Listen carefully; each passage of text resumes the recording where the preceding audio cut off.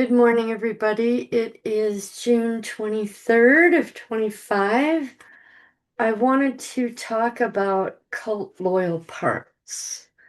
I remember chatting with another survivor. I didn't know her super well, but I made an assumption and I realized I was wrong. But she was talking about something, and I just happened to offhandedly say, "Oh, well, that's probably just a cult loyal part," and I offended her. I don't know cult loyal parts. I'm not part of the cult. Excuse me. And she really got emotional, and I said, "Oh, I'm so sorry. I didn't. Of course you don't. It's fine. But it got me thinking about it to realize that." Yeah, some survivors are gonna back off and back away from that. It's a hard thing to admit to oneself, because our perpetrators are so awfully and evil, and to suggest that we have aligned ourselves with them somehow or are loyal to them is the front personality, or I won't even say it's the front personality. I would say it's probably a guardian there that says, wait, no, we can't go there because if we go there, that means we're going to have to maybe remember something or, admit this awful truth to oneself. But we do have cult loyal parts. And so how is that? How is that made? What does that really mean? For me, it is a part that was in a situation with the perpetrator. It could have been sexual, it could have been being taught something, it could have been, just any one of the thousand different things that they put us through. And it is a part where, the front personality walks into a situation and then all of a sudden you're asked to do something. And the perpetrator might trauma bond with you. You might already be trauma bonded with them. But the one that comes to mind for me is my part that's called Wizzy. Her new name is Wisdom. But she is the part that I think, let me take a look and find her. Let me share screen here. This is if I can move this little window here. Come on, move. All right, let me move that up there. um, Find her because I now have 3,490 pages here, so I can't scroll anymore. So, Wizzy. Oh, 44 entries. Wow. Okay, come on. Come on, computer. Here she is. Wizzy is the part that after I would be abused in some way, shape, or form, she told me that my reward would be to go learn, to spend time with her without being abused. Now, when I think about it, learning witchcraft is being abused because you're interacting with demons, but that part doesn't know that. That part just knows that, oh my gosh, my grandma's spending time with me and I'm not getting hurt. I'm not this. She's teaching me stuff. But what she taught me was witchcraft. And so this part was thrilled to bond with her without trauma and do these cool things. Here's a sketch. Let me close that, make that a little bigger. Here's a sketch that after a particular abuse, Grandma and I were outside, and she's like, teaching me, after practice I could wind up the whirlwind without just one motion. She told me what to say. She was teaching me how to control physical objects with magic. And since then, I've discovered that it wasn't me doing any of this. It was her demons performing the task. But Grandma was telling me that I was doing it. Look at you. Look at how powerful you are. Good girl. That's awesome. And she would start off the process and demons would come along and do the actual physical motion in the real world. And what she had me do was create a little whirlwind, a little, not a tornado, but just to pick up the wind and have it spin around us. And so I thought that was just the coolest thing on the planet. You know, how old am I here? I'm 4 years old. We're in the backyard behind their house. They have a farm. It's this big old tree here. She's saying, "Good, good. Now cast your spell." So what it was I would create whirlwinds, and then whatever spell it was I wanted to do, the whirlwind would, I'm not even really sure how it worked anymore, but I think it would take it up to heaven, is what she would say.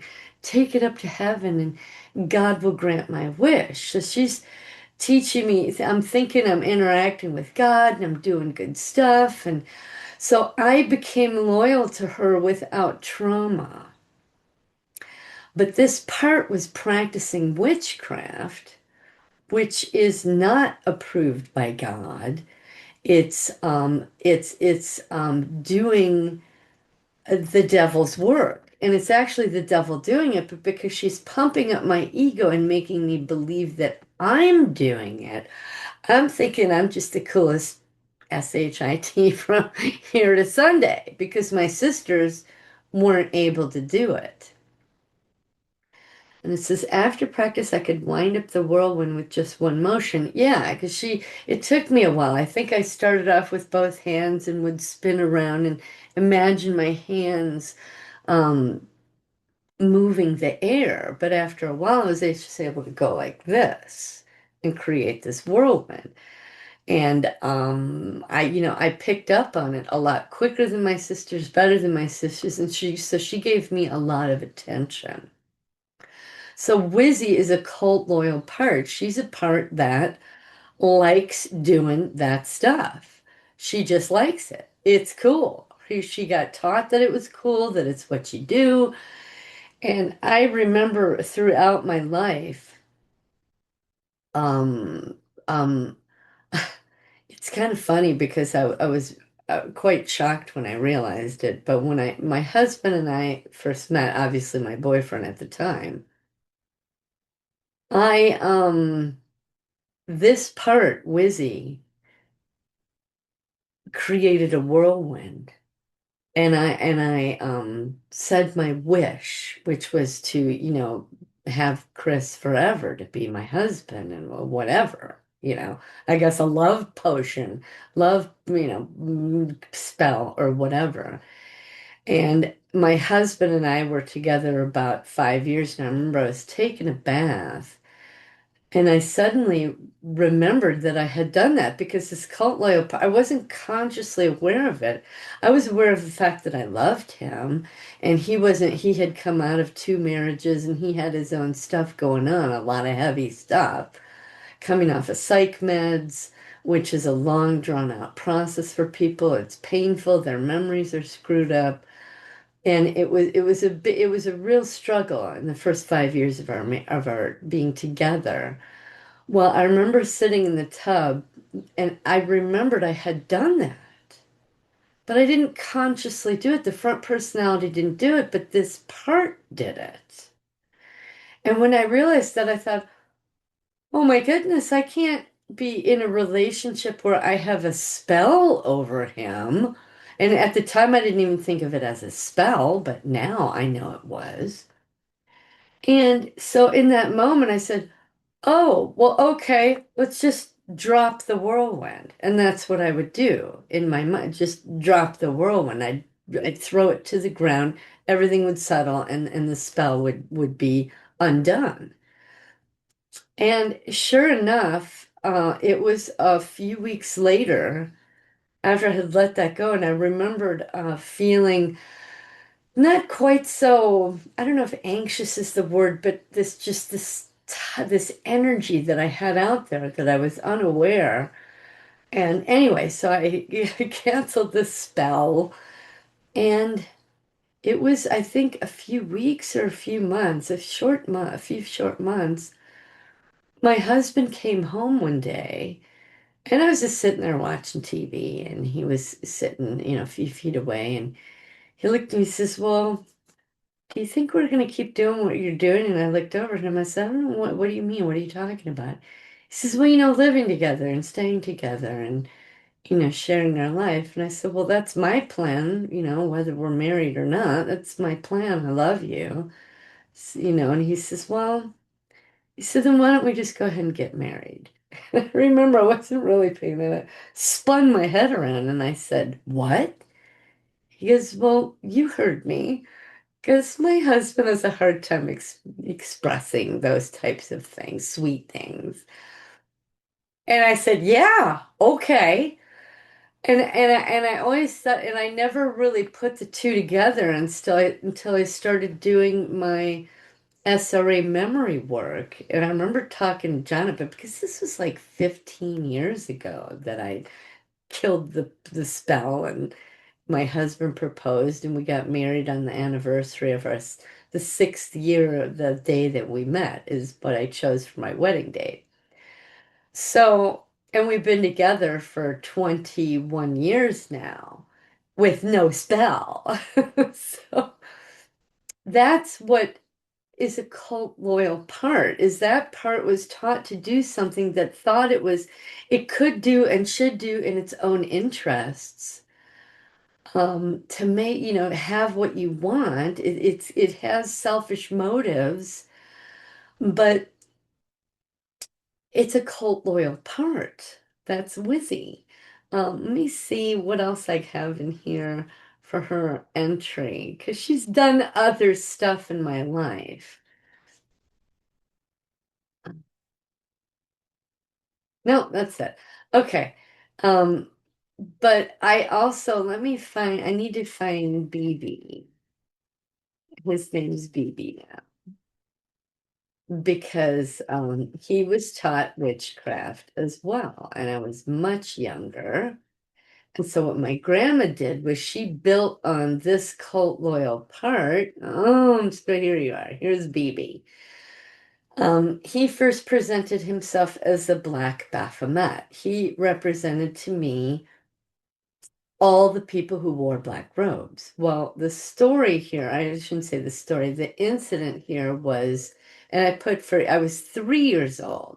So he had built the baseline that my grandmother built upon.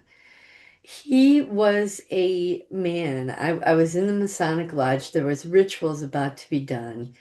He wasn't a man that was there frequently, but he was like a big wig. And I was sent upstairs to the Masonic Lodge while people were in the lower floor in the basement preparing for all these other things. And I was sent up here at 3 years old, and then I was told to wait in the lodge. Someone was going to, I didn't know what I was waiting for.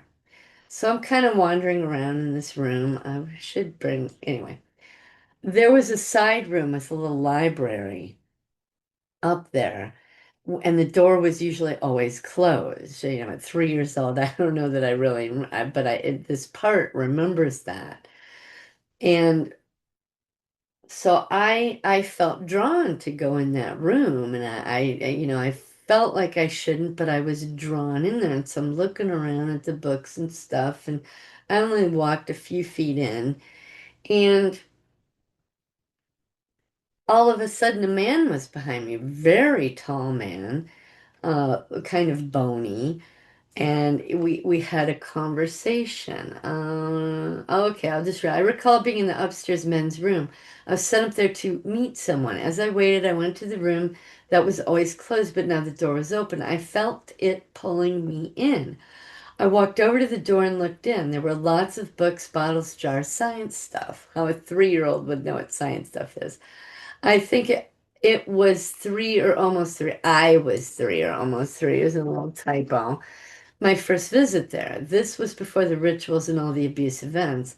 I was about 10 feet in the room and the man came in behind me. Quiet, almost floated, appeared from nowhere. He was old. He smiled. "You know you should not be in here." I got scared and frozen and looked down. He came and lifted my chin with his finger. And yet you are here. Why? I don't know, I said. Since you are here, let's look around. What would you like to see? I touched a book. He said, books. Books are very important, especially old ones. Which do you desire? Look deeply. So I walked the length of the shelves, about 15 feet. I touched one on the far left, deep in the room. His eyebrows raised when I pulled it out. That one, huh? Yes. The room was dusty. You could see the dust in the air through a streak of sunlight. It lit up a book. He pulled it out and said, You know what that says? I shook my head no. I'm 3. I can't read. It's very old. Of all the books here, you went for this one. His eyebrows raised. I didn't say it was because the sunlight on it lighting it up. I just shrugged my shoulders. He said, This is about the Savior Jesus. Do you know him? I shook my head. Excuse me. He said, That's okay. You don't need to. Let's go sit here and talk a while. So he sat in a big leather chair with a high back. I went to sit on the other chair, but he tapped his thigh and said, No, sit right here. I sat on his knee. He smelled sour and rotten. He was bony. He asked if I knew him. I shook my head. He said, Everyone here will have their pleasures with you. I am here to see what you are made of. You'll probably never see me again, unless he didn't finish. So let's see about this book. And he said, You can see, can't you? You can see, can't you? I tried to look away and down. He said, Look here at me, and I did.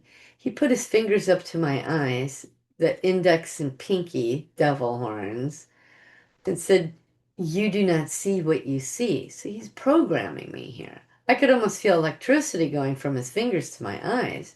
There was a tingly pressure. My eyes watered, but I wasn't crying. It confused me, my mind. I jumped off his lap and walked out as fast as I could. As I went through the room and down the stairs, I had to go past the men coming upstairs. They all glared and looked greedily at me. Remember what I said. As I turned to go into the room, I looked up. I saw his devil face smiling. I was terrified. I nodded. I got out of that stairwell to the ladies on the main floor. I heard him tell Grandpa Strong, You'll have to watch that one very carefully. Keep a tight lid on her. She's the third girl and a Leo to boot, plus her name. Grandpa said, Ken, which is my father, Ken, pay attention to him. Dad said, Yeah, okay. Then the lady sent me to go downstairs to Grandma and sacrifice the baby. So here's the next entry. That I remembered in January, and this is a few days later. I'm remembering more of this. I recall that more occurred in that library after I selected the book and handed it to that man. He placed it on the table and said, Let's just put that aside for a moment. I was still standing to his left, and he took my hand and guided me in front of him. Do you know patty cake? I nodded. I smiled a bit. Patty cake is fun. He put his palms out and said, Let's do it this way. Put your hands on mine.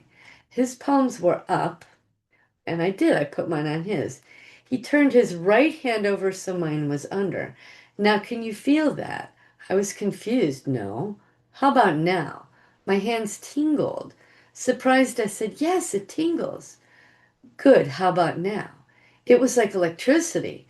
I was startled and pulled away and stepped back. What's wrong? Too much? I nodded. How about you try? Oops. Sorry.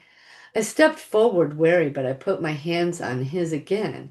But he traded the hand position, so we went like this to this. Just think of a flow of air that moves from this hand to that hand, and then send the air to me. Remember the tingle? Send it back to me. I did. I just did it. It was a flow of energy that I could move. He raised an eyebrow and nodded. Good, now, more, send more. I did. Good, now let's do this.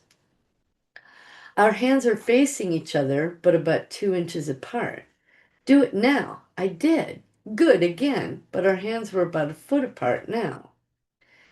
Good, now let's make a ball right here between our hands. So he's got his 2 hands there, I've got my 2 hands there. Let's make a ball right here between our hands. We did. I could see a fuzzy, static-like blob in between our hands. Good, now you hold it. I did. I was energized. I was doing it. Throw it over there. He pointed to the book. I did. The book moved quickly off the table. He nodded. I was surprised and excited. Well, now we know what you can do. Let's keep this our secret. I nodded. Now come sit. I went to the other chair as he bent over to get the book. As he sat up, he said, no, sit right here. He tapped his left thigh, so I did. When I was on his lap, I was enveloped in his energy. He smelled. His leg was bony. That's when he told me to disregard the book I chose, the Bible, and Jesus. They were lies.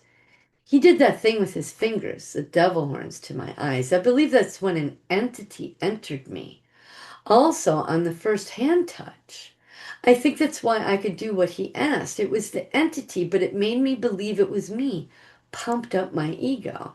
Now, I could journal this at that time. Let me see, this is January.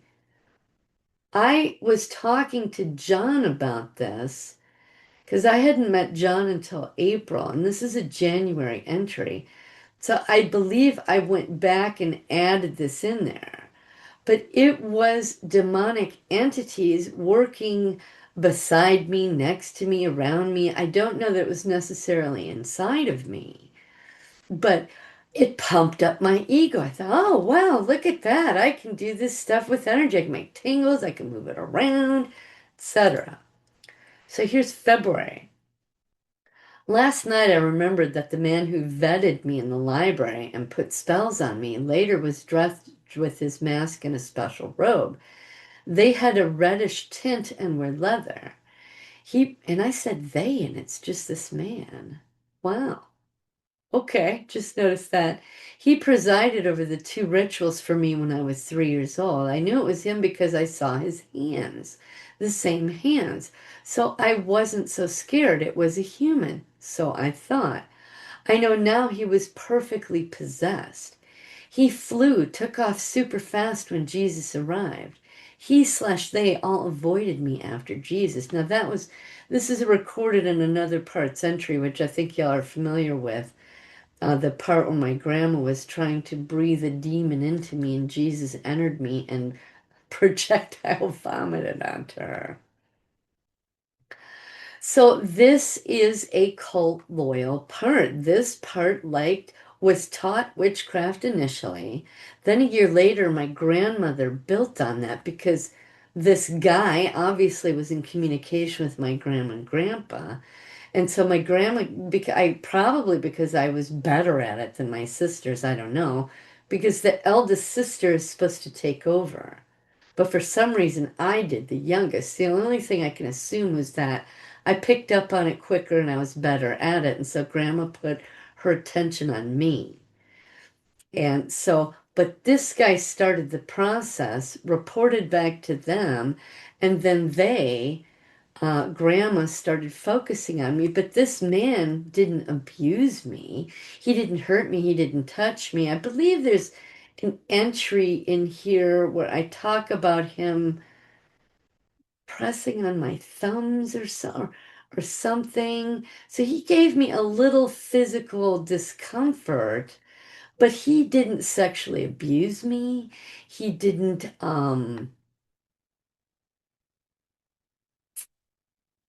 do anything. These are just the entries of Black Brother telling me that his role in my word, BB is the magician in the Masonic Lodge who taught Wizzy how to move energy. So really, BB is an introject. He is me embodying that man, teaching me witchcraft. But then a year later, my grandmother is building on it, and because I'm now not, it's not an introject, I have a part created that liked witchcraft. And so through my life, I was just reading, so yeah, yeah, the only thing that this man did physically to me was obviously the energy and the tingles, and did this with his fingers in my eyes and, zap me with some energy or whatever was going on there. But his name was Black Brother. He was the big black brother. and that's what he told me his name was. My part told me that, but I think that I may have overheard someone talking about him, calling him the big black brother, or he told me he was big black brother. I don't know, but that was the part's name, and I ran into John Ramirez. That's who this is here on the right. He is an ex-Satanist. He practiced Santeria for, I don't know, 30 years. He was steeped in it from childhood. He became saved, and now he goes around the country and the world warning people off of, obviously to become saved and embrace Jesus and how you can do that. But he talks about his satanic experience and his experience with witches and the occult and how witches you cast spells. Anyway, I really was drawn to him at this point in time. And I thought, well, I want to use his image so that BB, a black brother, could think of himself in a new way. And so his purpose now is to communicate the dangers of Satanism and the occult. But as a part, this part was loyal to the cult. It wanted to become good at witchcraft to please the cult members, and the cult members could utilize me. Now, how is this expressed later in my life? Well, by the time I had five, six, seven, eight, nine, I was into the MK Ultra and the School Sisters of Notre Dame, and they were all about training me how to be an assassin, and so the SRA was the sex slave part. The MK Ultra was, yes, sex stuff, but it was mostly about how to be, an asset for the government cult. So there are parts that are loyal to the MK Ultra programming, but what is the government and all they're doing? That's a cult as well. So they're cult loyal, but these in particular are ones that are loyal to witchcraft and the occult and Satanism and doing spells and things like that. And there was another incident where my grandmother, well, took me down to her altar space, which was, in the basement of that Masonic lodge. And there was a tunnel, and in the tunnel was a cut out altar. The tunnel itself had bones embedded into the walls and floors, and the altar has candles and stuff, and there's a cupboard, and that's where she kept all her, potions and stuff. Eye of Newt and frog tails or whatever they were. So she would take me down there and teach me how to mix different things together. Now, so that's the occult side. Now, on the scientific side, my father bought me I don't know what you want to call it. I think it was like some sort of chemistry set. And I was like six, and he was teaching me, not him himself, he would turn on a recording. The MK Ultra programming would teach me how to work with these substances, which were somewhat dangerous because I remember spilling some on the floor, and my mom could never get the stain out of the floor. It was this incredible green, nasty, smelly stuff. As a wood floor. She could never get it out. Now, why are you giving a 6-year-old things like this that are so toxic that they, you know, stain the floor that badly? So again, I wanted to please my dad and please my handlers that wanted me to learn how to make these concoctions in the scientific way. That is a cult loyal part because I wanted to please them. They're not hurting me. Am I trauma bonded to them? Yes, but I want to please them. So I embody what they want me to do. And I want to get that pat on the back. I want to get the hug for doing a good job. I want I want their love. So I'm going to do what they want me to do. So that later down the road expressed itself when I um I don't remember doing any more witchcraft or things like that. Maybe I just haven't revealed yet. I don't know. But by the time I was leaving the army, I saw Shirley MacLaine's movie Out on a Limb. I was drawn in. I read her book, read the second book. The second book talks about crystals and minerals. I was drawn into the new age. I wanted to buy crystals and minerals, went to a crystal store in Milwaukee. I was drawn to the owner, asked for a job, worked there for a year and a half. So she steeped me in more new age witchcraft stuff. She took me to Sedona, and these memories have surfaced just in the past couple, 3 months where we went through rituals where I was taking ayahuasca and, you know, calling demons to myself and having spirit guides assigned to me and me talking to them and just doing these things, these new age things. And that part loved it, like the witchcraft pieces of it. Now, my front personality was completely clueless, but I had witchcraft parts in there. My boss there, I wanted to please her. I wanted her approval, like we all do. We want our boss to like us. We want to have a mentor. Did she physically harm me? No. Was I trauma bonded to her? In some ways, because she taught me astral projection, my parts. So I have another part that's astral projection. That's a new age part. It's loyal to the cult. Wanted to please her. She would send me out on jobs to spy on mobsters so that she could blackmail them for money. And then I got sucked into SRA there and I had physical and sexual abuses there. But did she herself personally hurt me? No. So I wasn't trauma bonded, but I wanted her approval. I wanted her acceptance. I wanted to rise in the ranks of the new age. So that's a cult loyal part. And these parts will express themselves throughout your life with your front personality doesn't know why you like it. You know, um, like to this day, I still have crystals in my home. And when I first started with them, it was to heal with. It was to, no, I didn't cast spells with them or do scrying, but I wanted them for power in my home. I wanted to have this wonderful, beautiful energy. Well, when I became a Christian, I realized, oh my God, I can't have these. And I know I was really torn. And God said, I want you to smash the obelisks. And I didn't understand the significance of an obelisk at the time. And I didn't do it for like 6 weeks. And I felt really bad because I wasn't doing what God wanted me to do. But that cult loyal part wanted to keep that because it was cool.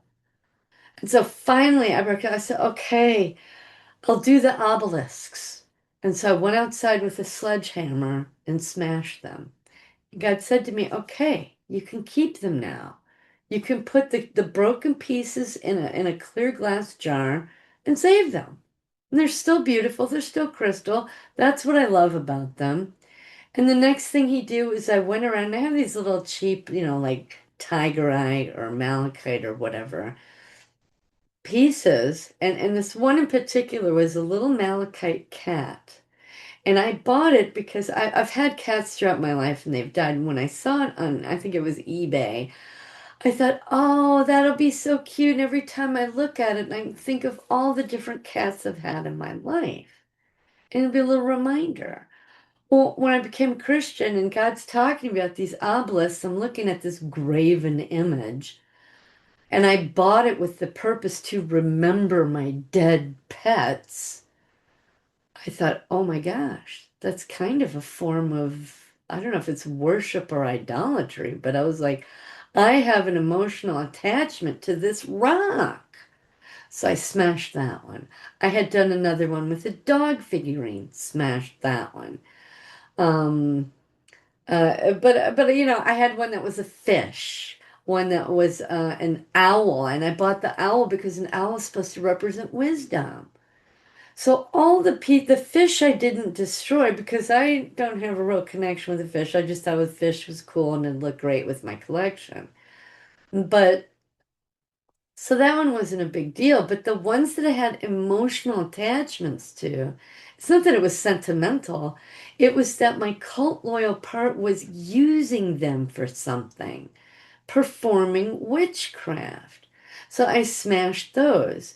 Now the rest that I have are just a lot of natural clusters. I've got a lot of spheres, some different pieces, which I never used for witchcraft, but there was a couple. I said, God, I gotta smash these. And he says, no, what I want you to do is fill up the sink with water. So I want you to put a shot of bleach in there and a whole lot of vinegar. So I said, okay. And he said, I want you to cleanse each and every one of them. And I did. And he says, as you're cleansing in your water, you say a prayer.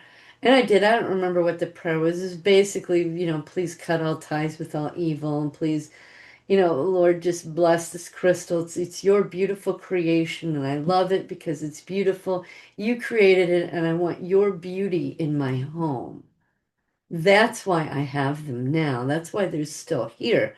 But God couldn't tolerate the obelisk, because what's an obelisk? It's an Ashtaroth pole, right? It's worshiping Ashtaroth. I didn't know that when I bought it. I just was trying to look for different shapes and stuff. But my cult loyal part knew it. And that's why my cult loyal part wanted it. So our cult loyal parts will tell us, the front personality, something that's plausible. And oh, it's pretty and it's great. And you're in the store and you see, a little necklace with a crystal, and there's a little tag on it. It says, this is amethyst. This will open up your spiritual life or bring you balance to your spiritual life. And you go, oh, that's cool. Whether you believe it or not, but you bought it because was it just because it was pretty and it's a crystal and it's God creation, or did you buy it because it also will help with your spiritual life? Do you see what I'm saying? Different parts are going to be drawn. So your front personalities can be drawn because it'll go cool with that outfit you have. But the other cult loyal part will go, no, get it because you need it's good for your spiritual life. So you got two parts working there when you're standing there in the store. Now you could have got the other necklace that would look just as great with the dress or the outfit or whatever, but it didn't have that little sign on it that said that it's going to improve your spiritual life, right? So it's the cult loyal part influencing your front personality, keeping the cult in your life. And that becomes an open door. Every time you wear it, let's say a cult member out there in the world that you have no idea about compliments you on your necklace, and you think, oh, wow, that's cool. You might be putting a spell on that necklace, right? So I would avoid wearing crystals and minerals because of that reason. But I mean, unless you're going to anoint them and cleanse them and whatever. But that's what I'm talking about, cult loyal parts. Now, are there also parts that that have trauma that are cult loyal? Of course. You're in a situation where you're being, well, for me, my sisters and I, we would have to do this round robin thing where one of us would abuse the other. And when they said switch, then the three of us would switch, and then I would be the one being abused, and then I'd switch again and I'd be abusing the next one. And so the part will go into agreement with that activity because it wants to survive. It wants to, you're trauma bonded, you're being physically harmed, emotionally harmed, spiritually harmed. You've got your perpetrator there telling you what to do, how to do it, giving you approval. The one that's doing the torture is getting approval, and you're thinking, yeah, that's great, just like the witchcraft stuff. Except now you have to switch into another personality and be the one that is being tortured. So you're being trained to be a victim and a perpetrator at the same time, and you'll have two different parts. The victim part that has the sadness, the despair, the anger, whatever, and then you'll have the torturer part that's doing this thing that you don't necessarily want to do, but because you're getting approval and acknowledgement and pats on the back, it's going to do it and embrace that power, right? So there's another cult loyal part. And how's that going to express itself in your life? Well, that could be you hear gossip about someone, you hear it and you take it in and you think, oh, well, I'm not going to speak badly.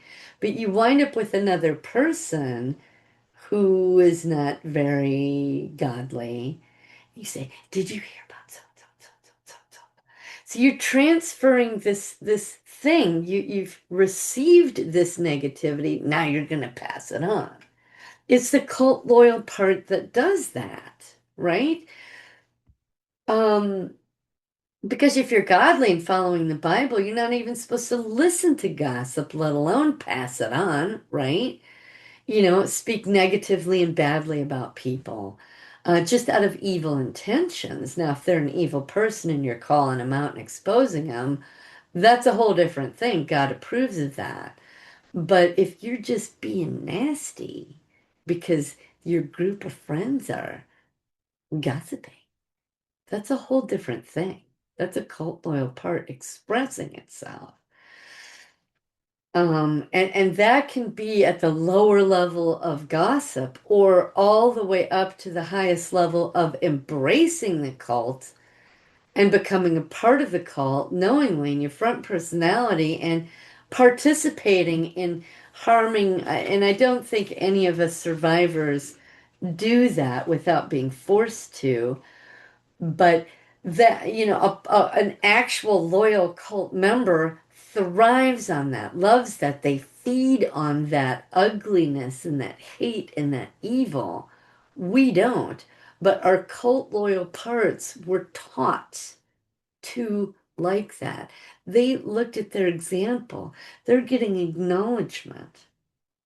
They're getting pats on the back, or you're doing this witchcraft and because you've gotten so good at it and you're in ritual, now you're leading a ritual because your ego's been pumped up for 5 or 10 years. You've got demons and coming and doing this witchcraft for you. And now you think that you're the shit, you're the queen bee. Look at me, I'm this awesome, whatever, whatever, whatever. And then once the ritual's done, you switch, you go back to your front personality and, maybe you carry along with you that ego. You carry along with you that desire to look down on others because in the ritual, your partner in the ritual, people were bowing to me. And so now out in the real world, they might not be bowing to you, but you certainly might interact with and talk to them as though they should. That's a cult loyal part expressing itself. And you may ask yourself, why do I treat people that way? The front personality. So those are cult loyal parts. And this feeds into, exorcism or the whole deliverance thing. You know, they do this deliverance ceremony on you and they reach down and tap into that cult loyal part, let's say you just walk into a church and you're having service and all of a sudden you get triggered by something that's going on. Maybe it's the communion or whatever. All of a sudden a cult loyal part gets up and you've got to run out of the room. Well, they think, oh my God, something's wrong with her because she can't handle communion. Well, you must have demons in you and we need to deliver you. And so they talk you into thinking that they know everything. You're amnesic to all of your stuff, or maybe you're not, whatever. And so they're doing deliverance on you. What do? They're tapping into a part that's loyal to the cult, that learn to be nasty and awful and whip people and to hate God and to hate Jesus. So what do these deliverance people do? They're bringing up a cult loyal part. without really addressing it and saying, well, why are you doing these things? What's happening? Do you know that you were traumatized into it? Do you know the things that a counselor will tell you? But those deliverance people don't know that. They just think that they're casting out the devil, right? And so that part gets submerged even deeper and is more adamant about his position. And what is his position? In order to survive that abuse situation, it embraced the ideology of of if I want to survive, I have to embrace this position of power because when I'm the victim, I don't have any power. But when I'm the perpetrator, I have the power, right? So that part survived the only way it could have survived. Because imagine if you're in this thing and they want you to do that and you refuse. You're going to be tortured even more, or even if you keep pushing back and pushing back and pushing back, they'll probably just kill you because they don't want disobedient servants of to them, right? So how do you interact with and how do you interact with and deal with a cult loyal part when it surfaces? Because its ideology to survive or to get acknowledgement or to get love is to do what these evil people are asking you to do, be it the witchcraft stuff where you're not being harmed, or the torture stuff when you are in that situation. You're rotating between being harmed and not being harmed. Victim perpetrator. Two different parts. Well, okay, I'm the perpetrator. I've got to be nasty. I've got to be this. I've got to humiliate you. I've got to degrade you. I've got to uh, do this because I'm getting their approval and I'm not getting hurt. And when I first was talking to Jon about this, I said, well, that's just so selfish. And Jon had to reframe it for me. No, it's not about being selfish. It's about embracing whatever you have to do to survive. And so for me, I realized that's embracing the power position in that evil scenario. So that part, after it's all over and you switch to your front personality, that belief is still in there. That part still believes it. So how do you interact with and get their cooperation with you? Because if you don't and you're trying to heal and do stuff, the cult loyal parts are going to come up and say, no, you're not supposed to remember. You're not supposed to talk about this. You're not supposed to share this. You can if you're in a satanic ritual, but not out here in the world because it's all about secrecy and suppressing it.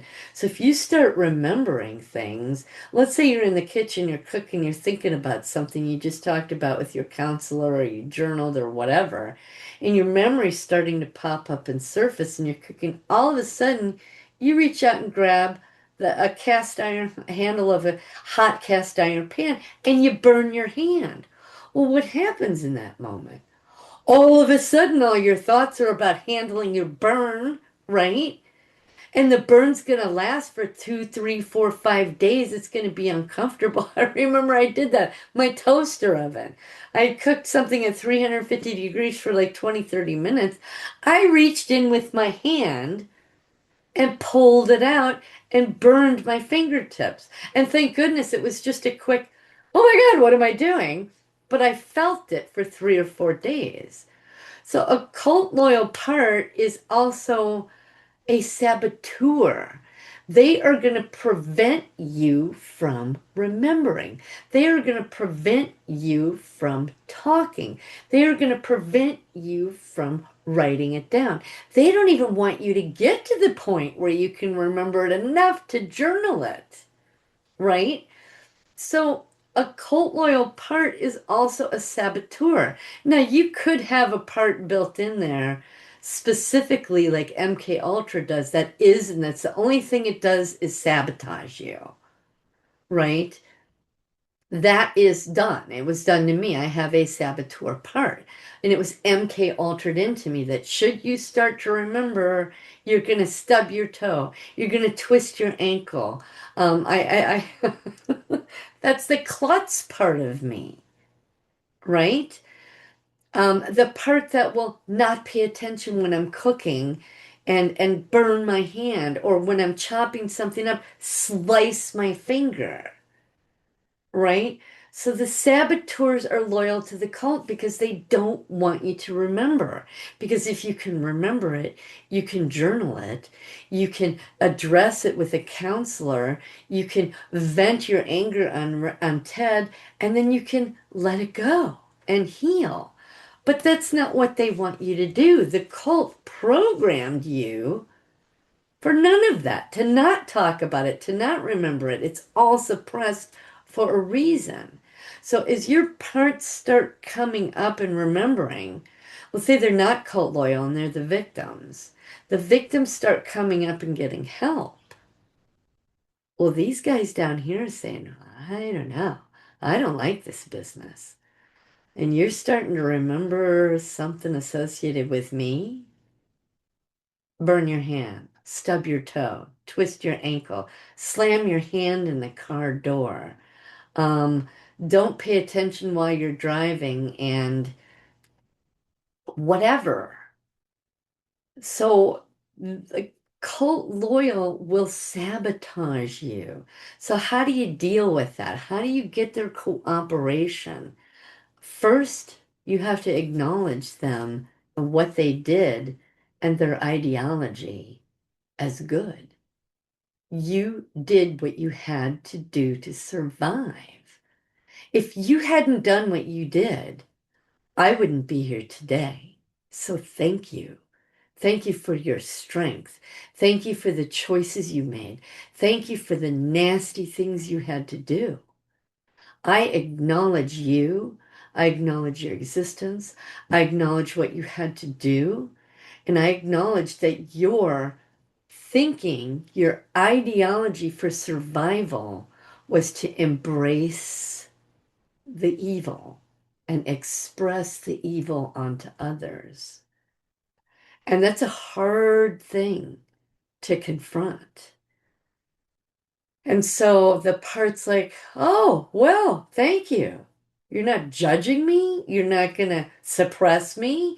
You're not going to deliverance me away. No, I acknowledge you. But what I am going to do is ask you if you could maybe reevaluate your power position. We are not in the year 1974, and we're not in Iowa or Milwaukee or whatever location and time it was. We're not there anymore. We're here because of what you did. We got to be here. We got to get to here, right? So in this environment in the year 2025, and I will generally go stand in front of the mirror and say, this is what we look like right now. And I'll show them a calendar. It's the year, it's June 23rd, 2025. And we don't have Satanists around us anymore. Maybe some of you might. And I hope that you cut ties with them. But okay, so we're here in this place, in this time, and this is our life. I would appreciate it if I started remembering things from another part or another incident, because if I'm now in communication with a cult loyal part, that means they've become somewhat co-conscious with me. Well, I'm going to ask you if you could not trip me or stub my toe or have me touch a hot item or slice my hand with a knife when I start remembering someone else's incident, or if I start remembering your incident. I want to remember it so that I can know what you went through. I want to talk to you about it. I want to embrace you. I want to uh, love you and hold you when you're crying because you didn't want to do that. I want to go hit on Ted when you're furious about it. So acknowledging that, giving them existence, acknowledging them, embracing their ideology. And as you can work through the sadness and work through the rage and work through their ideology, and they tell you their story, their incident, and they become more and more co-conscious with you. They start looking around and saying, wow, look at all those other guys that are co-conscious. You had to do that too, and you. So they start interacting with the other cult loyal parts and they kind of create a gang. They make a gang together because they understand each other. So you got this little gang over here, but as this little gang is hanging out over here because they feel safe with each other, they've got the same ideology. They're also looking around at all the other parts that you got that are co-conscious. Yeah, you still have all the other stuff down inside, but these guys are co-conscious with you now. And so what I did, I said one night, I said, well, how can I get with my grandma part, my grandpa part, my dad part, and my two sisters, cult loyal. They're interjects, but I have a part inside that embodies them. I can hear them in my ear. Diana, you know what? Diana, your bra sucks. Diana, they are sabotaging my self-esteem when that happens, right? So you get these guys hanging here, and these guys over here who have had experiences with Jesus or with you know they've let go of their they have vented and they now don't have anger and rage and despair and sadness and all that. They've got some peace and happiness, or they have direct experience and interaction with Jesus or God. Like, here's an example. When I was in that black mass at the riverbank and there was an orgy, and all of a sudden the boy I was supposed to be married to at seven, out of, I think, seven, he thought I wasn't sexy enough and shoved me away, or seductive or evil enough, and was disgusted and shoved me down and walked off.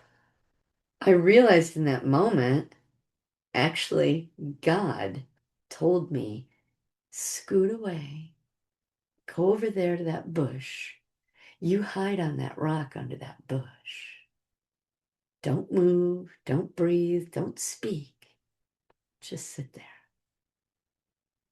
And people were coming around having their little orgy. Now, how could 150 Satanists not be able to find me? Because they started looking after a while.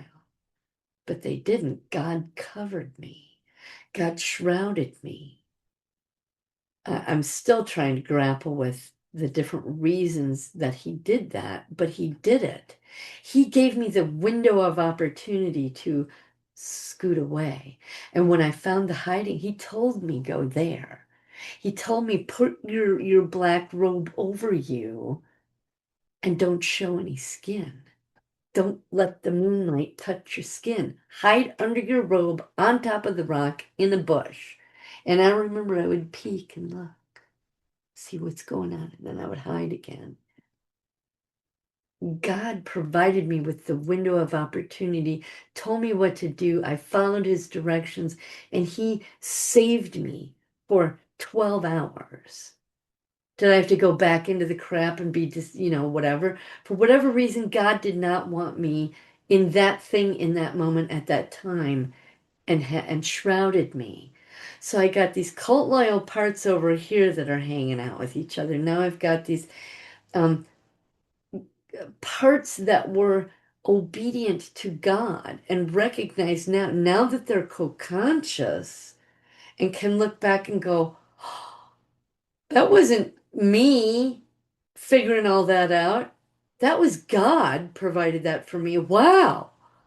I'm loyal to God because look what he did for me in this awful situation. So I've got 4 or 5 of these guys that have direct interaction with Jesus or God. So they know the presence of God and Jesus. And that one part in particular, when my grandmother was trying to breathe a demon into me, and Jesus entered my body, and we projectile vomited and said, no, this child is mine, right? That part knows absolutely, without question, the power that Jesus has over demons. Because when he did that, every single witch, everybody flew out of that room. They were terrified. simply at the presence of Jesus, his presence. He didn't point a finger. He didn't, scold them, whatever. He just said, this child is mine. So this part knows absolutely the power of God. This part knows that God can shroud us. That I've got another part that, oh, so you got the God parts that knows that, well, okay, God's more powerful than Satan, even 150 of them in one shot, or the 30 or 40 that was in that room. Okay. So these guys, they said, well, what's going on with them over there? Do we want to get to know them? I don't know if I believe you because I was taught that God and Jesus is blah, blah, blah, blah. But as they start to commingle, and maybe this guy over here, this one part, says, hey, you know what? I believe them. Because we're not back there. We're here and now, and we were lied to. So now this guy's starting to change his mind and say, well, Jesus has the real power. They were just lying to us. And because you're working with a counselor, you understand that, wow, so as a 4 year old, you don't know better. But now I'm 60 years old working with a counselor. I know better. I have parts that are 4 years old interacting with Jesus, or Jesus interacting through me, however you want to say it, and a 4 year old that likes to do witchcraft. And now all of a sudden, this one cult loyal part is like, well, I believe these guys. I kind of want to hang out with them because it's not 1974 anymore. It's 2025, and Diana's released a lot of my stuff, so I'm going to hang out with them. And so the rest of them are going, well, maybe that guy's got a point, and maybe these guys got a point. And so what I did one night is I said, well, I would like you guys to talk to these guys and just share your stories. And they did for a few days. And so one night I sat down and asked them, I says, well, so if you know that Jesus is more powerful than God because these guys had that experience, they didn't have yours, but they had their experience. It was traumatic. It was this, it was that. They went through the same pain and horror that you did, but Jesus saved them. Are you willing to reevaluate who is the power position in the here and now? If you were presented with Satanists or Satan himself came and stood in front of you, what do you have to do to have power over Satan? And they're like, well, just say Jesus' name. I'm like, yeah. And if you have doubts and maybe it won't work, then say Jesus' name 50 times. They're like, yeah, because there's demons, they can't stand it. Can't no, they can't. So they're now learning what they had no idea about back then. And they're realizing they were lied to. They're realizing they were deceived. They were realizing that they were love bombed into behaving that way. So it's not that you've got to sit them down and pound it into their head. Just the more parts come up, the more they're conscious, the more they let go of their anger and their fear and their despair, and the more they find peace and happiness, the more truth they can absorb, the more present time they are. Are they with me here in this exact moment? All I think I'm close to 1100 now. No, but they're just below the surface. They're not down there in those deep wounded kids level or the repressed level. They're hanging out in that subconscious level that when they want to get my attention, they pop up and they're present. And when they feel good, then they kind of just hang out here. And when they need something, they let me know when they don't. So when you can get them to that subconscious level and co-conscious with you, because you now remember their incident. You've worked on Ted. You've asked him 1,000 questions. You've recorded it. You've talked with your counselor. They are co-conscious. You're never going to forget that again, right? You might forget a little detail in the incident, but you're not going to forget the incident as a whole. It is co-conscious with you. You're no longer amnesiac. So as more and more and more parts become co-conscious, they are sharing their stories. They're cross-referencing. Wow, you had this and this. Well, we did too. There's 8 other guys over there that had the same thing. So the ones that are at a more healed level can go help those guys. Or the one that's not as healed and needs some help can reach out and say, well, what did you do? It's your neurons in your brain, instead of being separated and apart from each other, they are starting to connect and understand and cross-reference. And your computer in your brain, your memories are becoming fuller and more comprehensive. And the blank spots are no longer blank.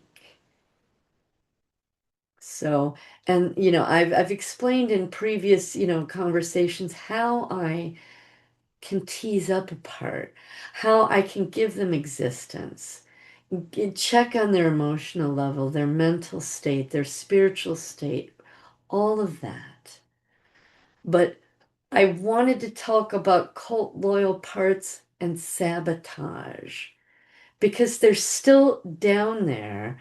They're still, you're still amnesic to them. And so when you cut your hand or burn your fingers or stub your toe or twist your ankle, or you just think, oh, you're just a klutz. No, you're not. When that happens, you say, okay, part, I don't know which part you are, but I recognize that you are freaked out about something. I want to let you know it's okay. I recognize that you're there. I love you. I'm just asking if you could not hurt me anymore. If I happen to think of something that really freaked you out, it's because it's time for you to know when you are and where you are, and that you are loved and you are safe. Now, if you're still in a cult loyal situation and connected to cult loyal people, I don't know if your sabotage part or your cult loyal parts will trust that. I hope that they do. Actually, now that I think about it, yes, they will, because I just disconnected from someone that I thought was a great friend and a saved Christian, to realize no, they are not. So I was still able to do all this and figure it out, still connected to that. Now, was it anybody that, physically harmed me or did SRA on me or MK Ultra? No, but they still had an evil heart. So that's the importance of cutting ties with perpetrators. And you may not know they are. You may think, oh, that's just my mom. That's just how she is. Maybe you need to not talk to her for 6 months.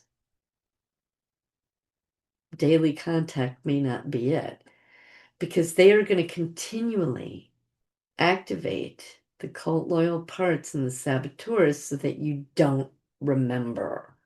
If you don't remember, you can't even acknowledge them, you can't even address them. So when your things are happening, when you're sabotaging yourself, here's another example. As I was working on my charts and graphs one day, um, some part in there kept clicking the wrong thing or blocked my memory because I was trying to learn how to make a chart, a chart. And I'd never done it in Excel before. And I would get one right, and I couldn't get the other 5 right. So, okay, let me just start from scratch. So finally, I just stopped and I said, okay, there is a saboteur here. This went on for like 6 hours. I was so frustrated. There's a saboteur here. I want you to know, what did I do anytime I ever lost a transcript or messed this up or that up, and it's something I really wanted to get done. What did I do? Well, I said I might mess it up 100 times, but I did it 102 times till I got it right. So you know that I'm persistent. You know that I will keep pushing until I get it right. I'm asking you, are you willing to keep up this battle? We're not in the past anymore. We're here and now. These charts and graphs are to heal us and to help you as well. And when I had that conversation, all of a sudden the sabotage stopped. I was able to get the charts and graphs done. They were correct, etc. So sabotage can happen in so many different ways. It could be a physical injury, physical pain. That saboteur might delete a document that you know that you need. It might lie to a loved one. Just acknowledge them, love them, tell them, you know, I understand why you behave that way. And it's completely rational and logical for the situation that you were in. I'm going to ask you to, where are we now and when are we now? And is that serving us? Because if you keep sabotaging me, I can't go forward and bring your skills with me. I don't want you to go away. I don't want you to change that fire in your belly to do a good job. I don't want you to change that ideology of being in the power position. I just want to utilize the skills you have because they have skills. It's just they were taught to use them for evil. And yes, I'll be honest with you, I'd like those skills to be used for good, for healing, but they can't do that until they themselves figure out I don't have to embrace evil to survive. We're here, we're now. What I did got us here. Yeah, but I don't have to embrace evil to be in the power position. No, you don't. Because Jesus is more powerful than all the demons on the planet and Satan himself. Satan has to bow to Jesus. And part of the process here too is I started working with John in, I think it was April 1st, March 1st or April 1st. And I started reading the Bible, I think in May, and I got through it. I had to pick away at it because of all the work with SRA, but I finally finished it. Whenever I had a question about the Bible that a cult loyal part was taught opposite, I was able to talk to my counselor about it and clear it up. And I hope that whatever counselor you have is a Christian counselor. And if you could have Jon Uhler as your counselor, I'm telling you, he'll help clear it up real easily. So the cult loyal parts were able to have their misconceptions about the Bible and Jesus cleared up and understand that it was the perpetrator purposely lying to them. That was a factor as well. So, that's what I have to say about cult loyal parts and saboteurs. And yeah, it's easy for us to assume that everybody knows this. And for that person I said that to, I deeply apologize. It wasn't meant as an insult or to place blame or make you wrong. But we all have cult loyal parts. And without acknowledging them, they're never gonna change their mind. And you may never become conscious of them, and they will continue to sabotage you and harm you, etc. So, here's what my counselor, I thought I was done, and I kept thinking, am I missing something? Yeah.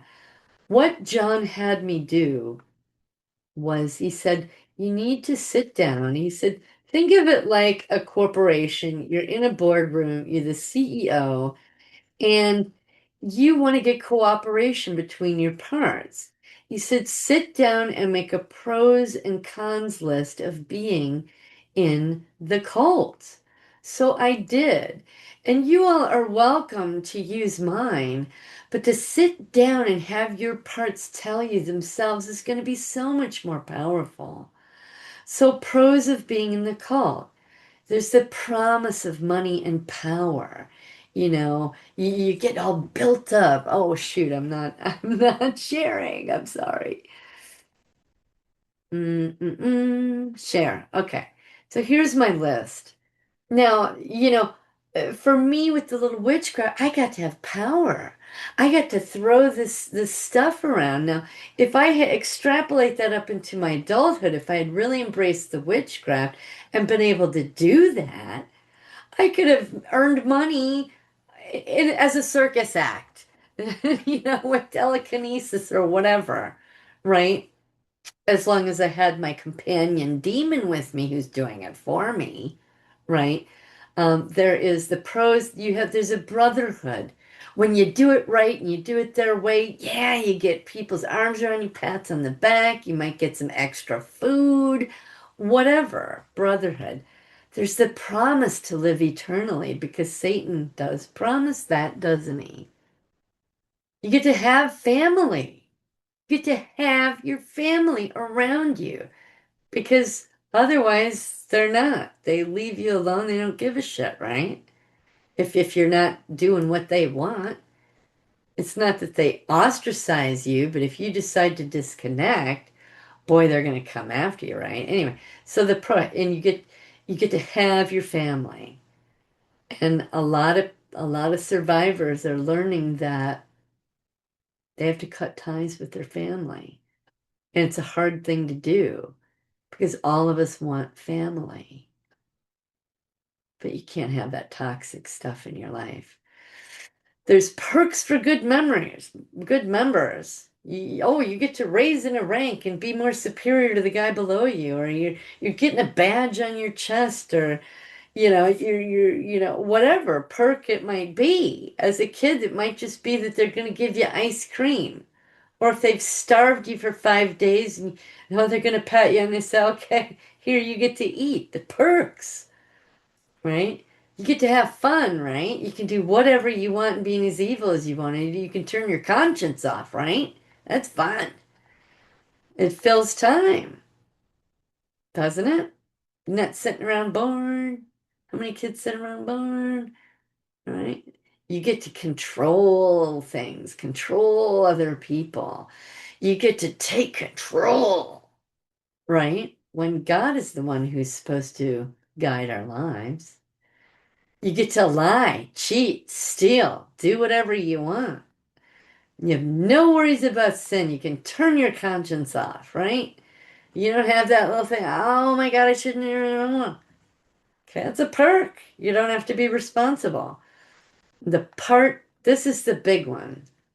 The part gets to live. The parts get to live. That was the biggest pro for my cult loyal parts is I get to live. I do what they want and pretend I'm this way or actually embrace it. Whatever, do what thou will be the whole of the law. I do whatever the hell I want. Because I'm getting recognition, I'm getting money, I'm getting all this stuff.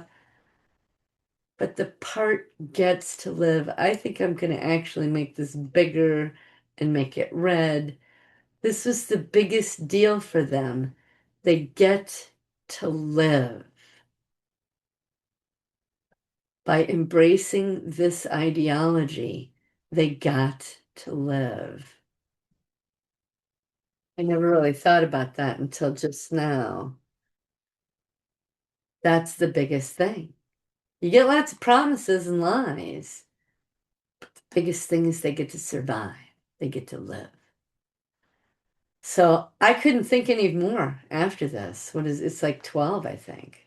So then I started writing the cons of being in the cult. I've gone over this a few times in the past. I'm not going to read them all, but this is just endless. This list, con of being in the cult. You're punished, mocked, belittled. You're dropped when you fail. They're cold, heartless, murderers, predators, SRA, torture, sadism, Satanism. It's never enough. You're always wrong. They lie. You embrace Lucifer. They're criminals. You drink blood. There's no empathy, no regret, no compassion. They're not human. They're evil. They're blood. They're pain. They're agony. Page 2. You're always in fear, always anxiety, depression, confusion, because even when you embrace the evil, it's never enough, is it? They always want to take you to the next level and the next level. the absence of love, the absence of God's love, the inability to love, the inability of intimacy, their suffering, misery. They turn it on and they turn it off. They lie to you. Excuse me. Destruction of your family, destruction of your ability to love. The psychological, spiritual, physical, and mental states are destroyed. Envy, greed, they're vile, gluttonous, proud, sloth, wrathful, cold, dark, cowards, the isolation, cannibalism, depravity, decadence, gaslighting. You could go on with this list forever. But for me, I felt, well, my parts got it, and my parts helped me. These were the victims. These were the victims talking to me. The cons of being in the cult. The pros, these are the cult loyal parts. They got something out of it. The victim said, to hell with that. Look at all this. And when a cult loyal part looks at this list and says, wow, okay, yeah, that's cool. It's fun. I get these 12 things, but do I really want all of this also?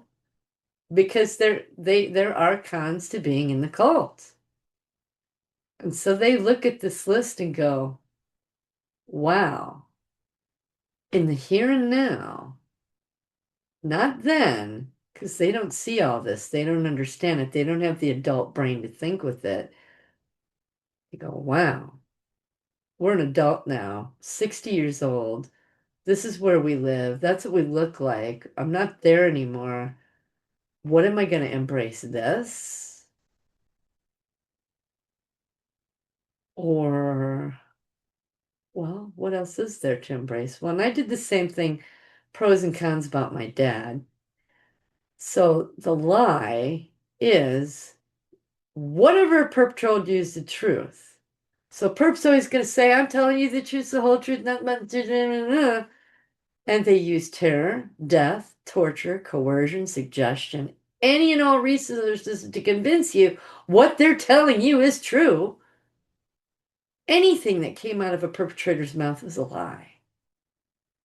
That's what they understood. So they're like, well, are we going to embrace this? All this stuff? Or this? Can we trust ourselves? Can I listen to my intuition? Yeah, we can. Well, what are the pros of accepting Jesus? Eternal salvation, love, compassion, peace, stillness, authority over Satan and his minions. I don't have to be afraid of the bad guys anymore. Even if a demon or a demon possessed person comes up to me and wants to start hurting me, I don't have to be afraid. Like, no, you don't. All you have to do is ask Jesus to make them go away. Bind them. And you don't have to just say Jesus' name 500 times, as loud and as long and as hard as you can. They're going to run away. Real omnipresence, his omniscience, he's everywhere all the time. He's inside of us, he's outside of us. I don't have to worry anymore. I don't have to decide and create this future and this purpose that Jesus will guide me to one. Yeah. He's going to provide me with everything I need. Yeah. A joy, a best friend, forgiveness. You mean he's going to forgive everything? Yes. If you repent and confess to him. Yes. Restoration of family relationships. Now, he's not going to restore relationship with Satanist family members. But if you have godly family members, Jesus will provide, he will provide you with a family. It's your family of fellow Christians and fellow survivors. Physical, mental, emotional, spiritual restoration, power from God to fight in the physical and spiritual realms, imbued by God with senses, powers in the spiritual realm, because as SRA survivors, we know what evil looks like, sounds like, smells like, tastes like, the air pressure, all of it. And as our parts become co-conscious with us, and that comes into our presence, those co-conscious parts, oh, I know what the heck that feels like. There's something in the house here. Let's go bind it, right? Because they're co-conscious. You couldn't do that when they were suppressed. But now that they're co-conscious, they're like, yeah, we got these senses and powers. We can sense it. And we can say Jesus and be in the power position and handle it. We don't have to be a victim anymore. That we get meaningful purpose, joy, talking about Jesus. You mean if I say Jesus' name, I'm not going to be tortured? I'm not going to be raped by Jesus himself. I'm not going to be. And you're like, no, all that was lies. We get to rejoin people after we die, our loved ones. I'm not alone anymore. He's got his word written down and I can actually read it. Mm-hmm. Unlimited loving family of God. Clarity of mind and thought increased to concentrate and succeed, etc. Because your mind is more clear now, your saboteurs aren't screwing you up. The acceleration of ideas and projects and their completion, because you're now fulfilling God's purpose and He paves the way for you. What? Are you kidding? You're like, no. You know, there's miracles He might give for you, visions and dreams. You get to share in Jesus' inheritance and everything He has. And that I am the image of God? I thought I was this ugly, horrible, nasty, terrible, degraded, belittled. And you're like, no, God created you in His image, which, pretty much looks like this, right? You're not ugly. You're not stupid. You're not any of those things. And then the synchronicities in life happen for me? You mean God's gonna work things out so that the purpose He gives to me can actually happen and I could be successful? Yeah.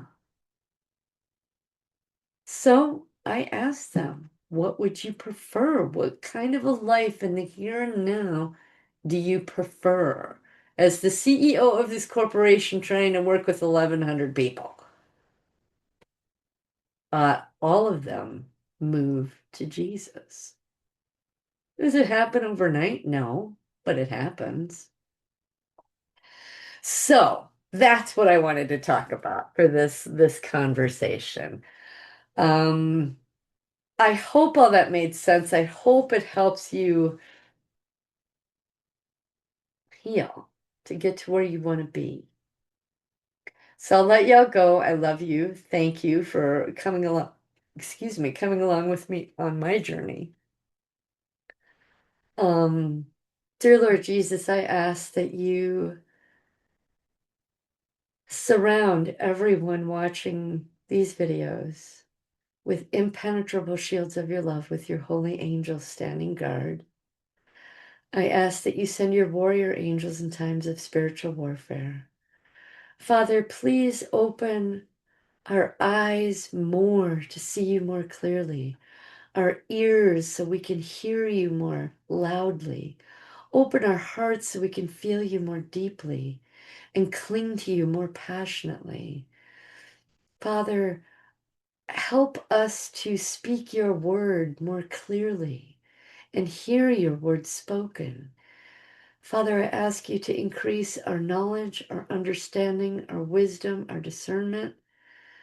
I ask you to just be present with us all day long, every day. Compel us to be obedient, to follow your prompts and your guidance.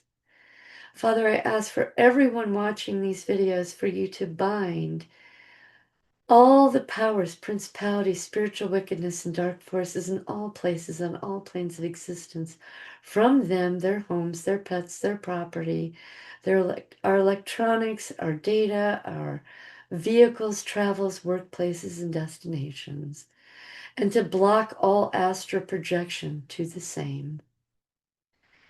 And Father, we just thank you for your beautiful creation and that you sent your son here to show us how much you love us, how real you are, how powerful you are, that you are the only God, the God of creation, the God, Jesus, sent him here that we may be able to find our way back to you, that you love us so much you would do that.